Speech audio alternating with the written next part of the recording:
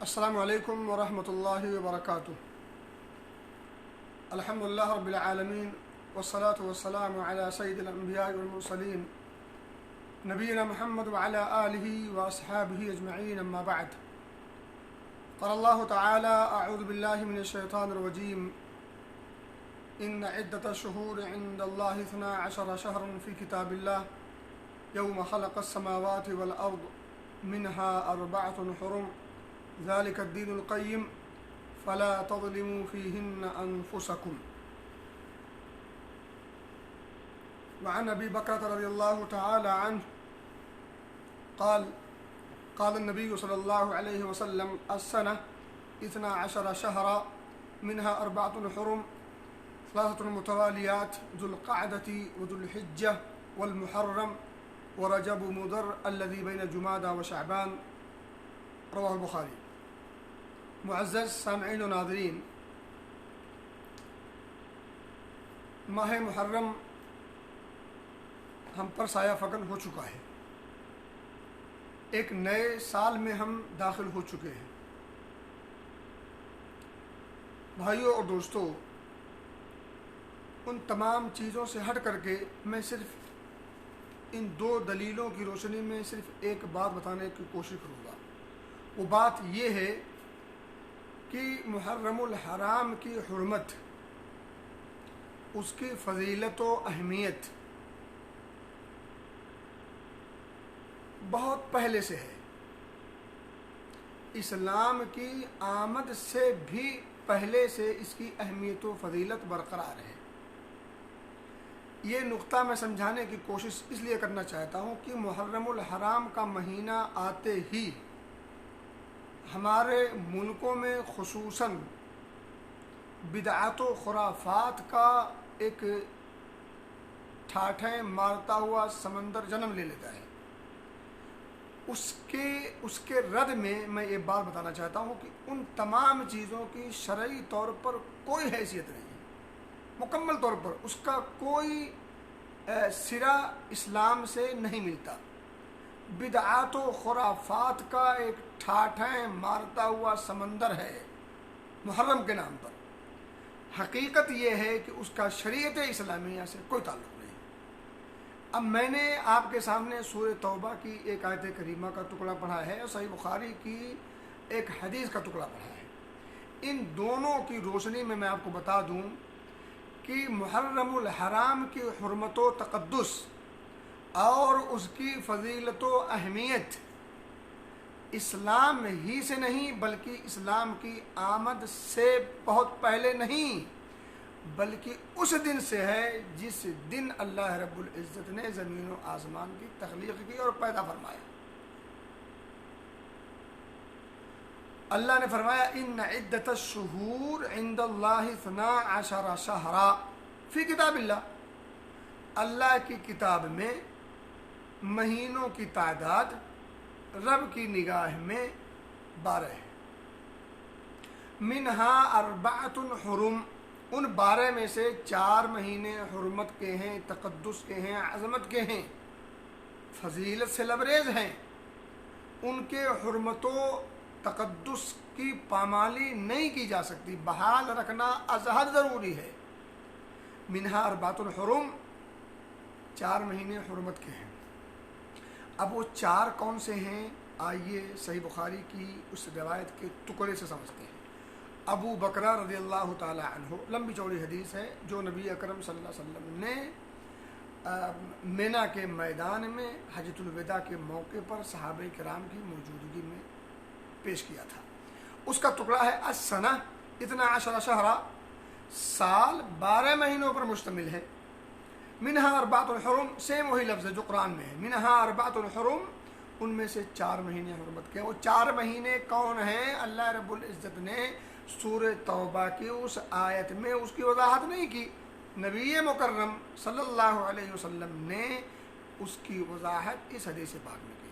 آپ نے فرمایا 3 متوالیات، ان 4 میں سے 3 مہینے تو پے در پے ہیں، مسلسل کنٹینیو، ذو القعدہ وذو الحجہ والمحرم، آخر کے 2 مہینے ذوالقعدہ ذوالحجہ اور پہلا مہینہ جو سال کا شروع ہوتا ہے محرم، یہ 3 مہینے پے در پے ہیں، تسلسل کے ساتھ ہیں۔ ورجب مضر الذی بین جمادہ و شعبان، اور ایک رجب مضر ہے، مضر کی اپنی ایک حقیقت ہے، ایک وجہ تسمیہ ہے، وہ الگ مسئلہ ہے، جو جمادی الثانی اور شعبان کے بیچ میں آتا ہے، بین جمادہ و شعبان۔ میرے بھائیوں اور دوستوں، یہ بات کلیئر ہو گئی کہ وہ 4 مہینے کون سے ہیں، ان میں سے ایک محرم ہے۔ اب یہ اس مہینے کی فضیلت کب سے ہے؟ اب آیت کریمہ کا ٹکڑا پڑھتے ہیں، منہا اربعۃ حرم۔ اس سے پہلے اللہ نے کیا فرمایا؟ 12 شہرا فی کتاب اللہ یوم خلق السماوات والارض۔ یہ مہینوں کی تعداد 12 ہونا اور کتاب اللہ میں اس کا موجود ہونا، اللہ رب العزت کی نگاہ میں اس کا 12 ہونا، ان میں سے 4 کا حرمت کا ہونا، یہ سب کچھ موجود ہے کب سے؟ جس دن اللہ رب العزت نے زمین و آسمان کی تخلیق کی اور پیدا فرمایا۔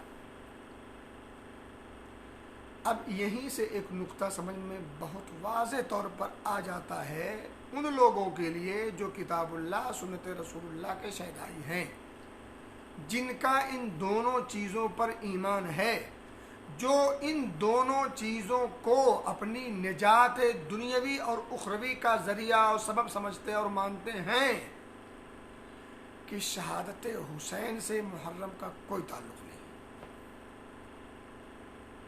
محرم کی حرمت، اس کی فضیلت اس دن سے ہے جس دن اللہ رب العزت نے زمین و آسمان کی تخلیق کی۔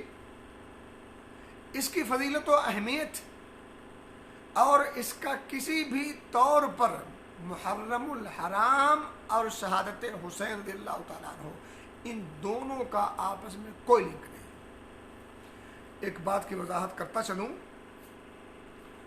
شہادت حسین رضی اللہ تعالیٰ عنہ بڑا اندوہناک واقعہ ہے، کربناک حادثہ ہے۔ اس کے اندوہناک ہونے میں، کربناک ہونے میں اور اس کی جتنی بھی مذمت کی جائے کم ہے، اس کے ہونے میں کوئی شبہ نہیں۔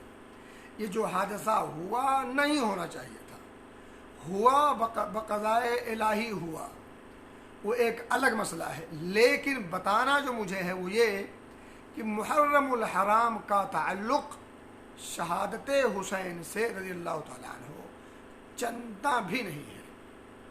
میرے بھائیو اور دوستو، سورہ توبہ کی آیت کریمہ آپ بغور اطمینان سے کبھی پڑھیے گا۔ بخاری کی یہ حدیث جو لمبی چوڑی، اس کا ایک ٹکڑا اس کو اپنے سامنے رکھیے گا۔ اس کے بعد میں نے جو باتیں ٹوٹے پھوٹے انداز میں کہنے کی کوشش کی ہے، جو مسئلہ سمجھانے کی کوشش کی ہے اس پر غور کیجیے گا۔ آخر میں چلتے چلتے میں پھر آپ کو بتا دوں کہ شہادت حسین اور محرم الحرام، ان دونوں کا آپس میں کوئی لنک نہیں، نہ خوشی منانے کے اعتبار سے نہ غمی منانے کے اعتبار سے۔ خوشیاں منانا بھی، غمی منانا بھی، سوگ ماتم کرنا بھی، ان دونوں کا اس محرم الحرام کے مہینے سے شہادت حسین رضی اللہ تعالی عنہ کو بنیاد بنا کر کے اس کی گنجائش نکالی نہیں جا سکتی۔ اور بعد میں آپ کو بتا دوں، خوشی کا موقع تو یہ ہو نہیں سکتا۔ شہادت حسین کے نام پر اگر خوشی ہے تو اس کی تو کوئی چانس نہیں ہے، کیونکہ نواسۂ رسول علیہ الصلاۃ والتسلیم کی شہادت پر خوشی منانا، یہ تو کسی بھی طور پر گنجائش اس کی نہیں نکلتی، اور ماتم منانے کی بھی شریعت مطہرہ میں کوئی گنجائش نہیں ہے۔ جس طرح سے شہادت پر خوشی منائی نہیں جا سکتی، اسی طرح سے شہادت پر غمی اور ماتم کا منانے کا بھی کوئی چانس شریعت مطہرہ سے نہیں ملتا۔ باقی کوئی اور شریعت ہو، شریعت اسلامیہ کو چھوڑ کر تو میں اس کی بات نہیں کرتا، لیکن اگر شریعت اسلامیہ امت محمدیہ کے لیے شریعت محمدیہ کے فالوورز کے لیے اس کی گنجائش نہ خوشی منانے کے طور پر ملتی ہے نہ ماتم منانے کے طور پر ملتی ہے۔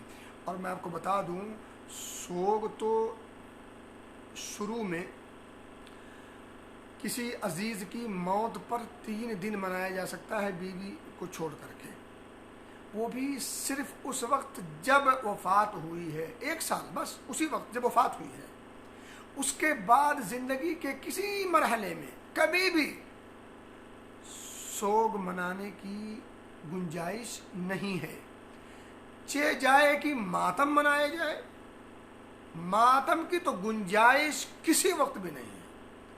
دنیا میں کتنے بڑے مصائب آ جائیں، پورا کا پورا گھر اور خاندان تباہ و برباد ہو جائے، عظیم سے عظیم ترین ہستیاں اللہ کو پیاری ہو جائیں، دردناک انداز میں یا عام فطری انداز میں کسی بھی موقع پر ماتم کی گنجائش شریعت مطہرہ میں نہ تھی، نہ ہے، نہ اس کی گنجائش نکالی جا سکتی ہے۔